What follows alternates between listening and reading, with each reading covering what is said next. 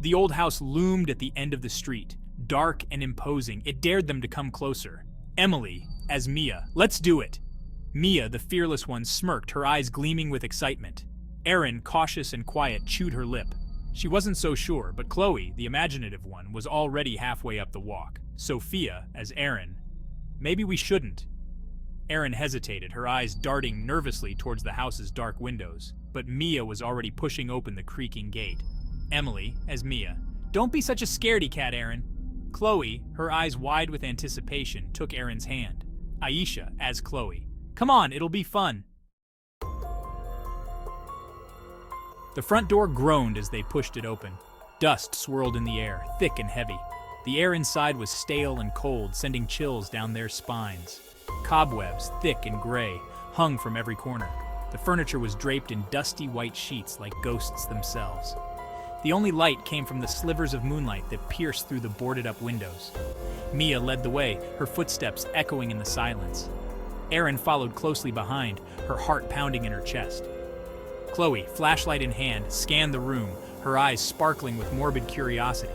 Every creak of the floorboards, every rustle of wind outside made them jump. They crept through the hallway, their whispers the only sound. Each room they peeked into was the same, dusty, dark, and forgotten. In the parlor, a cobweb-covered chandelier swayed slightly, even though there was no breeze. Emily, as Mia, this place is creepy, Mia giggled nervously, trying to sound brave. They entered what must have been the dining room. A long mahogany table dominated the space, 10 empty chairs surrounding it. Erin shivered. She could almost hear the echo of conversations, the clatter of cutlery, the laughter of a family long gone. Suddenly, a loud thump from upstairs made them all jump. The sound seemed to come from the end of the hallway. A high-pitched whine echoed through the house, sending shivers down their spines. Aisha, as Chloe, did you hear that? Chloe's eyes widened, her grip tightening on Erin's hand. Mia swallowed hard, her bravado fading. Emily, as Mia, maybe it's just the wind. As they cautiously made their way toward the sound, the whispers started. Soft at first, like the rustle of leaves. But as they got closer, the whispers grew louder, more insistent. They seemed to be coming from everywhere and nowhere at once. Erin wanted to run, but Mia, her curiosity piqued, pressed on. They reached the end of the hallway. A single door stood before them, slightly ajar. The whispers were loudest here, swirling around them like a cold, unseen wind. Okay, here goes nothing. Emily took a deep breath and pushed the door open. The room was dark, the only light coming from the hallway behind them. Shadows danced on the walls, taking on menacing shapes. This doesn't feel right. Suddenly, something brushed past Sophia's leg. She shrieked, jumping back and bumping into Aisha. They fumbled with the flashlight, their hearts pounding in their chests. When the light finally flickered back on, they saw it. A black cat, its eyes glowing in the darkness, stared back at them. It hissed softly before disappearing into the shadows. Oh my gosh, that scared me half to death. It's just a cat, Aisha. Let's keep moving. The cat's sudden appearance and disappearance sent a fresh wave of fear through them. The whispers seemed to be getting closer, pressing in on them. The air grew colder, and the shadows seemed to stretch and twist in unnatural ways. Every creak of the old house made their hearts race faster. They could feel an unseen presence watching them, waiting. This is getting creepy. I don't think we should stay here any longer. It's like the house is alive and it's trying to tell us something. Maybe we should go. I have a bad feeling about this place. It's not just the stories. There's something real here, something dangerous. Sophia nodded eagerly, desperate to get out of the house. But Aisha, her eyes fixed on the far end of the room, didn't seem to hear. She was drawn to something, a faint glow that seemed to beckon her closer. The others noticed her trance-like state and called out to her, but she remained unresponsive. Guys, look, over there by the window, do you see it? She exclaimed, pointing to a shadowy figure by the window. The figure was translucent, a wisp of smoke against the moonlight. It seemed to be a young girl, her long hair cascading down her back. She was looking out the window, her hand resting on the glass.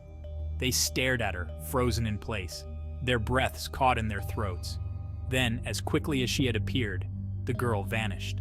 The room fell silent, the only sound being their own rapid breathing. Did you see that?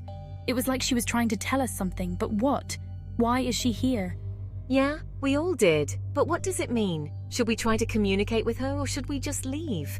They stood there, unsure of what to do next, the weight of the haunted house pressing down on them more than ever.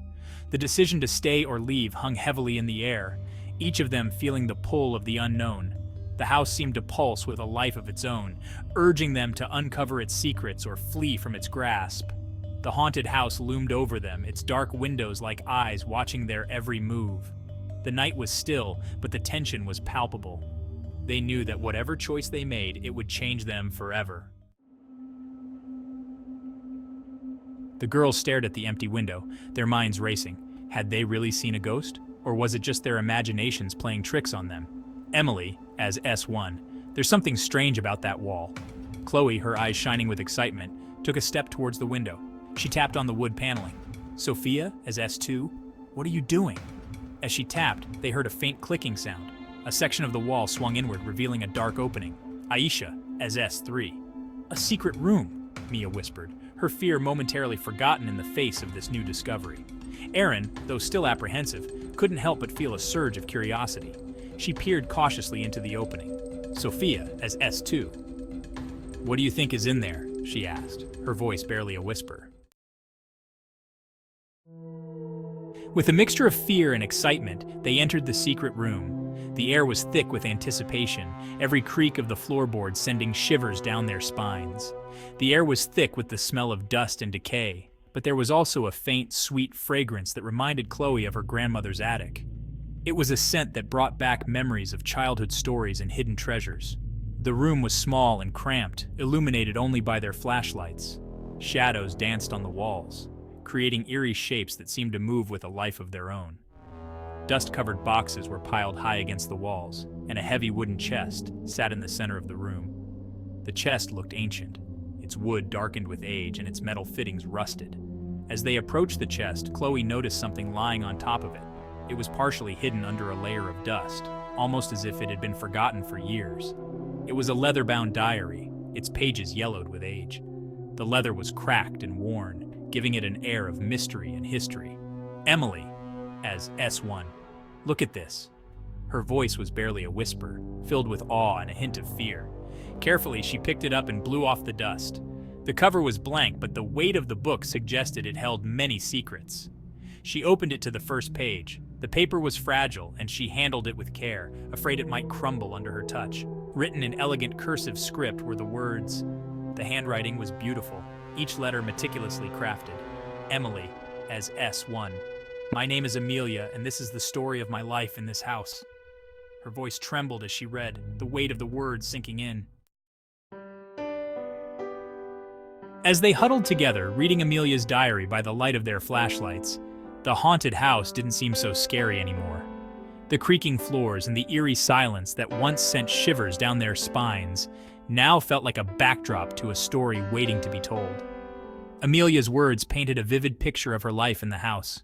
Her happy childhood filled with laughter and games, her secret romance that blossomed in the hidden corners of the house, and the tragic accident that claimed her life at a young age.